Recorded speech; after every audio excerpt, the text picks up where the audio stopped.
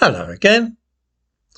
There really is something marvellously ironic about a news website called My London, which is currently announcing Ramadan Mubarak in a foreign language, which more than 90% of those visiting the site will be unable to understand. My London? I don't think so. The first O in London has also been turned into a Muslim crescent and decorated with stars. My London is owned and published by the same people who publish the newspaper The Daily Mirror. Nothing against Islam, of course, but I am wholly unable to see why a news site for London should be publishing incomprehensible foreign blessings which have no possible relevance to the vast majority of those living in the city. This is just one more example of the way in which Islam is slowly becoming the default setting for religion in this country. And even drawing attention to this state of affairs puts one in danger of being accused of Islamophobia. I spoke this morning about Humza Yousaf, the First Minister of Scotland, and in the description to this video I give a link to a news item which contains a photograph of him praying at Boot House, the official residence of the First Minister. It is curious to see that somebody would wish himself to be photographed praying in the first place, because this is a slightly odd thing to arrange for somebody to capture in this way and then use for a publicity shot.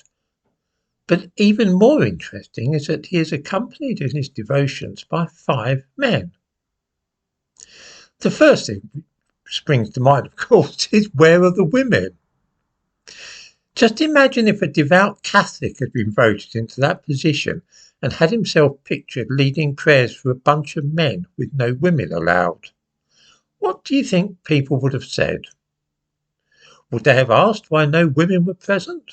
I'm sure that they would.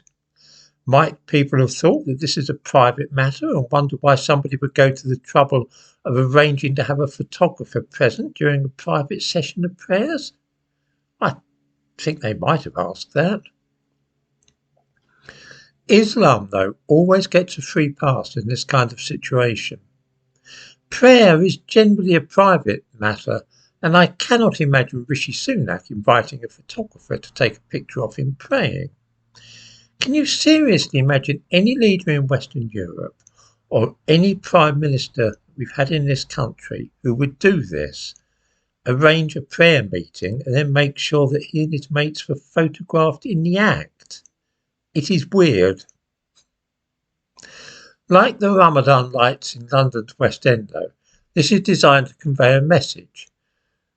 The message being, we are powerful and unstoppable now, and you might as well get used to it.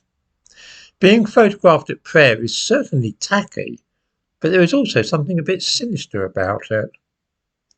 For most of us, our religious devotions are something which we see as being personal. We might go to church or synagogue, temple, mosque or gurdwara and simply get on with it quietly.